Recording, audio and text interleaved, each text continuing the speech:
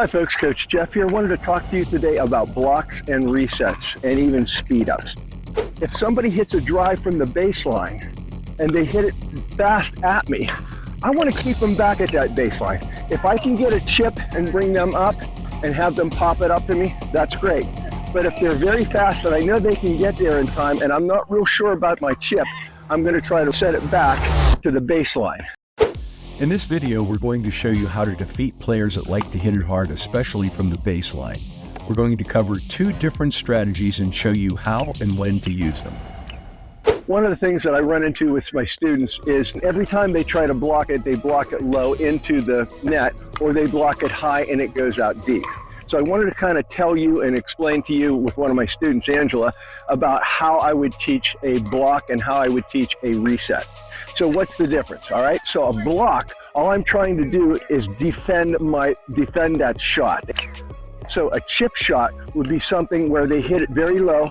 I open my paddle face up, it hits off my paddle face and just falls across the net. What that does is that brings people up to the net, and they're running and they have to hit a high shot to get it over the net, and my partner and I can put it away. Folks, as you watch me standing here at the non-volley zone, I am in a certain position that I think everybody should be in. A wide base with the feet, knees bent. We want to have our body weight forward, which means our shoulders are out over our toes. The paddle hangs down from the middle, and then all you have to do is bring that paddle up at a 45-degree angle, keeping the tip up, and you should be ready to repel any balls that come over as drives or as flicks if you're going to hit them back aggressively. Make sure to subscribe so you don't miss our upcoming video where we break down the essential volley shots that can take your game to the next level. In this first sequence, what I'm trying to do is repel the ball. So you're going to see me actually pushing the ball back. And at this point in time, my opponent is back at the baseline and he's hitting drives at me. So what I'm trying to do is repel those drives. I'm trying to hit the ball as deeply as possible and landing it back near the baseline. And I want to keep my opponent and their partner frozen back there and try to frustrate them into hitting the ball harder and harder. This is what I really enjoy. I really enjoy frustrating people back at that baseline and getting them to play my game. If I can catch my opponent in the transition zone, I'm going to either aim right at their shoelaces or I'm going to try to go to the backhand side to do something to make them hit it defensively. So as long as I'm pushing that ball back forward, you're going to see me moving my body slightly out of the way, and I'm pushing that ball back towards them on their repelling the ball back towards that baseline. If you noticed in the film that my videographer was hitting, I was at the line. My paddle was out in front all the time, and I had a good friend of mine hitting some pretty hard third shot drives at me.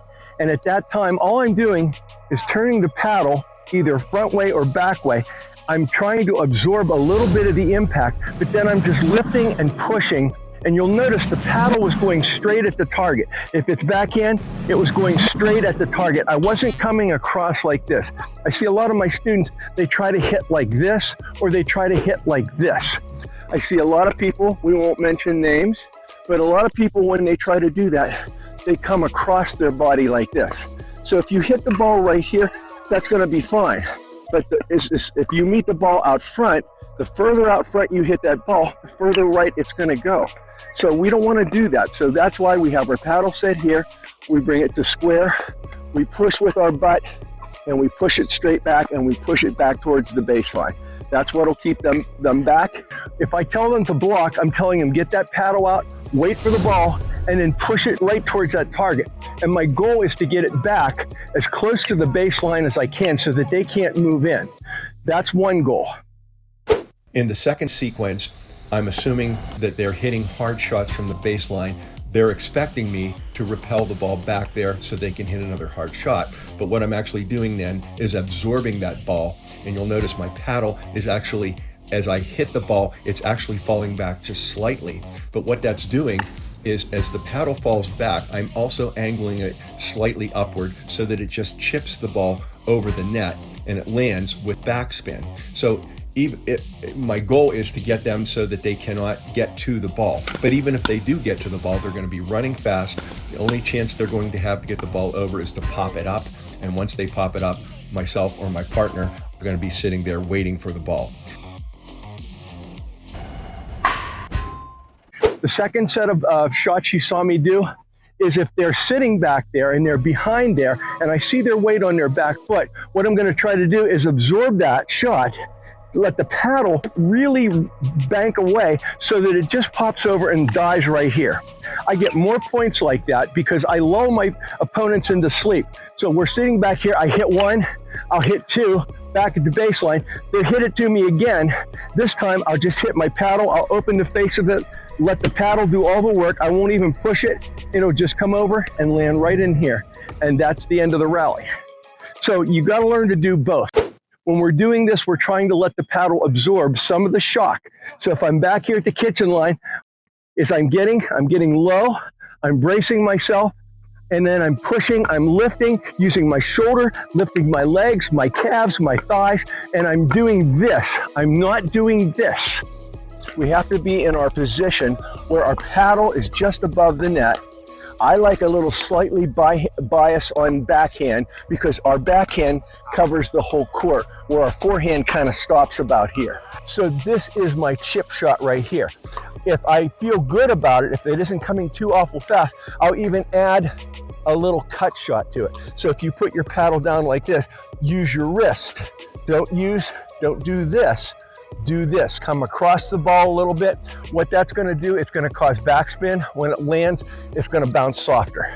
So as low as we can keep that ball, that's what we want to do on a chip. To get low, make sure you're hitting low to high. Make sure you have no angles on your arms. One of the most important things is that your wrist is very firm and set. Loose grip. We only want a 3 when we're at the line like this. If you tighten up your grip, it's going to go long. You're going to pop it up. So firm wrist, loose grip. So you're doing this or this, but you're pushing it straight at your target. Make sure you push it there. Make sure you coax that ball. Don't try to hit it. Try to coax it. Try to push it. Eventually, those of us who are here, we are going to win the point. They are going to lose the point 75% of the time because they're back, we're not. We're on the beach, they're in the swamp. So we want to keep them in the swamp. Hope that helps you. Be sure and watch this next video so that you can hit the most effective shots at the kitchen line.